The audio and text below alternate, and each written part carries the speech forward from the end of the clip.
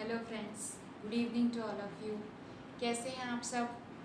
I hope आप सब अच्छे होंगे और मेरा ये वीडियो सीरीज़ फॉलो कर रहे होंगे। अगर आपने अभी तक मेरा चैनल सब्सक्राइब नहीं किया है तो प्लीज़ सब्सक्राइब कर दें ताकि आपको नेक्स्ट वीडियोस देखने में आसानी हो। वीडियोस को लाइक करें एंड शेयर करें। आइए हम आगे बढ़ते हैं। लास्ट क्लास में हमने डिस्कस किया था चैप्टर 9।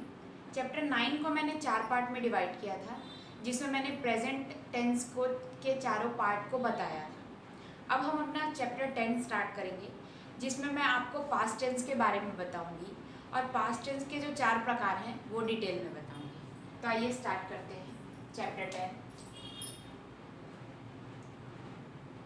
चैप्टर 10 हमारा टोटली पास्ट टेंस पे बेस्ड है। क्योंकि टेंस बहुत बड़ा है इसलिए मैं इसको एक ही चैप्टर में नहीं लेके अलग अलग चैप्टर में डिवाइड कर दी हूँ ताकि आपको पढ़ने में आसानी हो।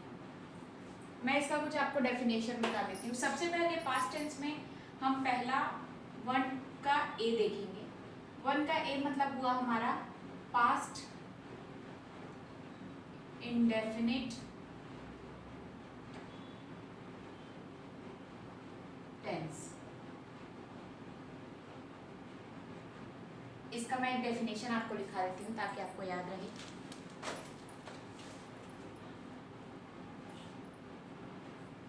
पास्ट टेंस का मतलब आप सभी जानते होंगे। पास्ट टेंस का मतलब होता है भूतकाल।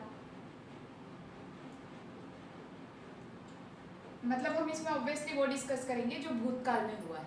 तो भूतकाल में भी जो हुआ है उसको बोलने के अलग अलग तरीके होते हैं। तो इसके लिए हमने इसको भी 4 पार्ट में डिवाइड किया है, जिसमें पहला है हमारा past indefinite tense. Past indefinite का डेफिनेशन मैं बताती हूँ। यह टेंस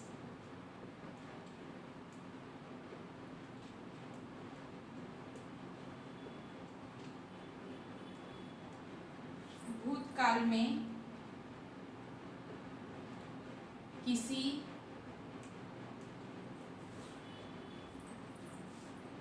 कार्य का होना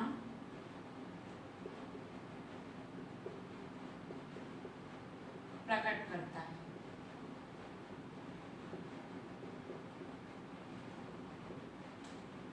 इसका पहचान है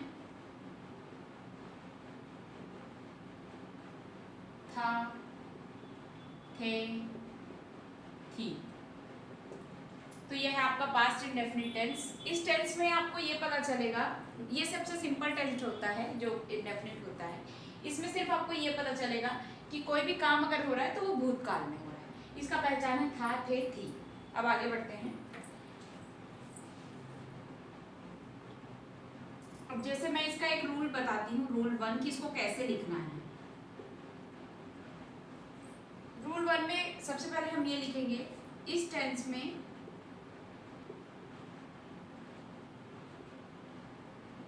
नाउन के बाद, नाउन या प्रोनाउन है ना, जहां पे मैं नाउन बोलती हूँ आपको खुद से समझना है कि मैं नाउन या प्रोनाउन की बात कर रही हूँ। नाउन या प्रोनाउन के बाद क्रिया का दूसरा रूप लगता है। यही इसकी सबसे बड़ी पहचान है। अगर जहां पे भी आपको क्रिया का दूसरा रूप दिखा, मतलब आपको ये समझना है कि ये पास्ट टेंस की बात कर रहा है। क्रिया का दूसरा रूप, दूसरा रूप मतलब second form of the verb, second form of verb लगता है। जैसे मैं आपको एग्जांपल बता रही हूँ, मैंने एक पत्र लिखा था।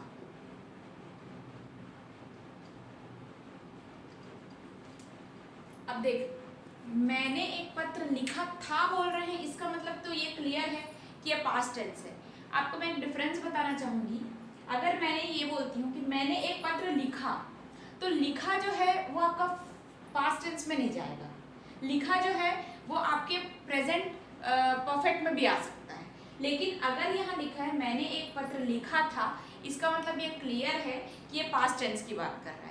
तो अब इसके रूल के हिसाब से इस वाक्य को इंग्लिश में ट्रांसलेट करने की कोशिश करते हैं। सबसे पहले मैंने है तो आई आएगा, ठीक है। अब क्रिया क्या है, क्रिया है लिखना, लिखना को इंग्लिश में बोलते हैं राइट। तो इसमें मैंने क्या बताया, क्रिया का दूसरा रूप, तो इसमें क्या आएगा, I wrote a letter. Simple, और कुछ नहीं लगाना है। पहले मैंने का आई आया, क्रिया का दूसरा रूप आया रोट, और उसके बाद एक पत्र लिखा इसलिए अ लेटर, उसके यहाँ फुल स्टॉप। ये हो गया आपका पहला एग्जांपल हो गया और रूल 1 हो गया। आइए मैं आपको रूल 2 बताती हूँ। रूल 2 जो है वो बेसिकली नेगेटिव सेंटेंसेस के लिए है। पिछले टेंस में मतलब प्रेजेंट टेंस में मैंने आपको 3 टाइप के सेंटेंस के बारे में बताया था। रूल 1 में मैं जनरली वो चीज़ें डिस्कस करती थी जो एक साधारण वाक्य होता था। रूल 2 में मैं नेगेटिव या इंट्रोगेटिव लेती थी, और रूल 3 में जो भी एक बचा, अगर मैं रूल 3 में नेगेटिव ले रही हूँ तो रूल 3 में मैं इंट्रोगेटिव वर्ड्स लेती थी। तो ये जो रूल 2 है वो पास्ट इंडेफिनिट टेंस में कैसे हम नकारात्मक वाक्य बनाएंगे ये मैं आपको इसमें बताऊंगी। नेगेटिव वाक्यों के लिए, नेगेटिव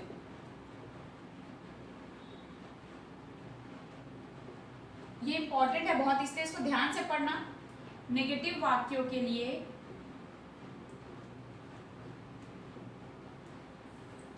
नाउन के बाद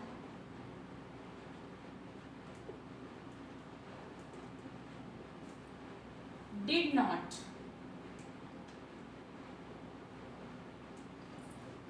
प्लस वर्ब का पहला फॉर्म या क्रिया का पहला रूप लगाया जाता है।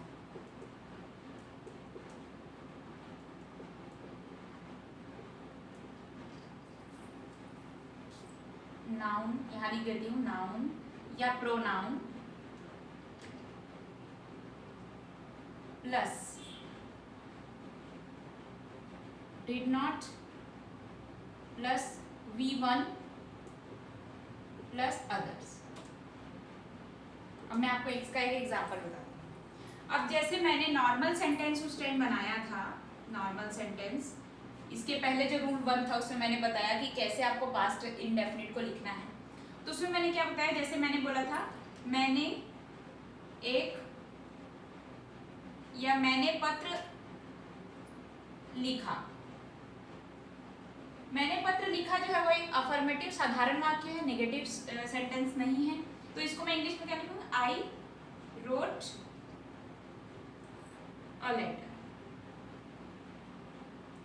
लेकिन अगर मेरे को इसका नकारात्मक वाक्य बनाना है तो मुझे ये याद रखना पड़ेगा कि आई के बाद अगर मैं इसको ऐसे लिखूं, मैंने पत्र नहीं लिखा है, लिखा था सॉरी, तो ये कैसे आ जाएगा, आई तो रहेगा ही नाउन या प्रोनाउन की जगह आई। उसके बाद मैंने बताया डिड नॉट लगा। जैसे ही डिड नॉट लगा आपको ये तुरंत समझ जाना है कि अब हमको क्रिया का सिर्फ और सिर्फ पहला फॉर्म यूज करना है। तो क्या लिखेंगे, आई डिड नॉट लिखा मतलब जो वाक्य है वो निगेटिव बन गया है। Did not write a letter,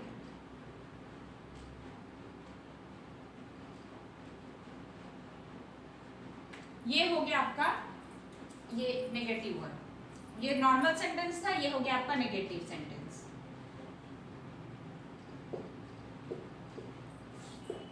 तो ऐसे आपको नेगेटिव सेंटेंस बनाना है। ये रूल आपको बहुत इंपॉर्टेंट है, ये आपको याद रखना पड़ेगा, ये वाला। तो ये चीज आपको जरूर ध्यान में रखना है।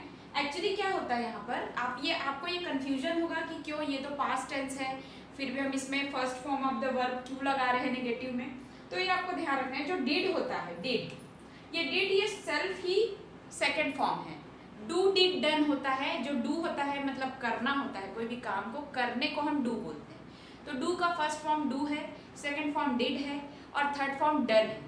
तो डू का मतलब होता है करना, डिड का मतलब होता है किया और डन का मतलब होता है कर चुका। तो डन जो डिड यूज होता है वो हमेशा सेकंड फॉर्म यूज होता है पास्ट टेंस के लिए। तो इसलिए अगर यहाँ पर सेकंड फॉर्म ऑलरेडी लग चुका है क्रिया का, तो इस क्रिया में आपको फर्स्ट फॉर्म लगाना है, तो इसलिए यहाँ पे ये डिड नॉट लग जाएगा। तो आई होप आपको ये समझ में आ गया होगा। अब मैं रूल 3 की तरफ आती हूँ।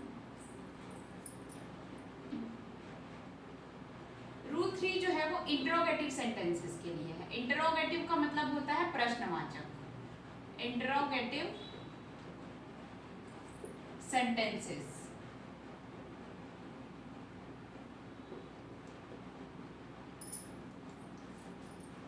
प्रश्नवाचक वाक्य, प्रश्नवाचक वाक्य, वाक्यों को बनाने के लिए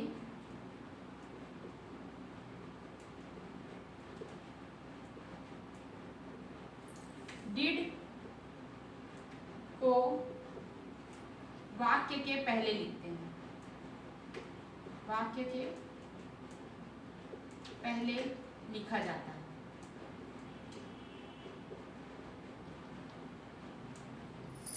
अब मैं आपको एग्जांपल से बता रही हूं। जैसे डिड आएगा सबसे पहले, ये रूल है ना, रूल है। डिड आएगा, डिड के बाद नाउन आएगा। ये तो आपको पता है कि जो हेल्पिंग वर्ब है वो बाहर आता है। हेल्पिंग वर्ब बाहर आता है वो इसलिए पता है क्योंकि मैंने प्रेजेंट टेंस में भी बताया था कि जब भी आपको क्वेश्चन मार्क या प्रश्नवाचक वाक्य बनाना है तो आपका जो भी हेल्पिंग वर्ब रहेगा वो बाहर आता है। तो इसमें डिड बाहर आया, did plus noun plus first form of the verb लगेगा। First form of the verb क्यों लगेगा? क्योंकि अगर जहां पे भी डिड एक बार आ चुका है, मतलब आपने क्रिया का दूसरा रूप उपयोग अगर कर लिया है कहीं पर भी वाक्य में, तो आपको अगेन क्रिया का दूसरा रूप यूज नहीं करना है, सिर्फ आपको डिड बाहर लाना है। Did plus noun plus first form of the verb plus others. जैसे मेरा नॉर्मल सेंटेंस क्या था,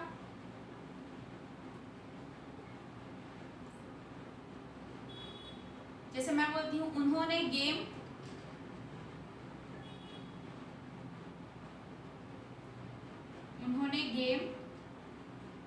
खेला, तो मैं क्या इसको कैसे बोलूंगी? ये अभी नॉर्मल सेंटेंस है, प्रश्नवाचक नहीं है। उन्होंने गेम खेला, तो मैं क्या बोलूंगी? They played the game.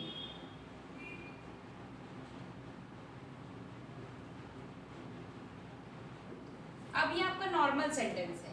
Normal मतलब प्रेजेंट इंडेफिनिट का सेंटेंस है, ये सॉरी पास्ट इंडेफिनिट का सेंटेंस है, जिसमें हम सिर्फ ये बता रहे हैं कि वे लोग हैं, कोई लोग हैं जो जिन्होंने गेम खेला। अब मेरे को इसको सेकंड फॉर्म में सॉरी क्वेश्चन मार्क में या इंट्रोगेटिव सेंटेंस में चेंज करना है, तो आप ध्यान से देखना मैं क्या बता रही हूँ। सबसे पहले मैंने आपको बताया डिड बाहर आएगा। अब आप ये बोलोगे कि सेंटेंस में तो डिड है ही नहीं, तो कैसे बाहर आएगा? तो ये आपको खुद से समझना है।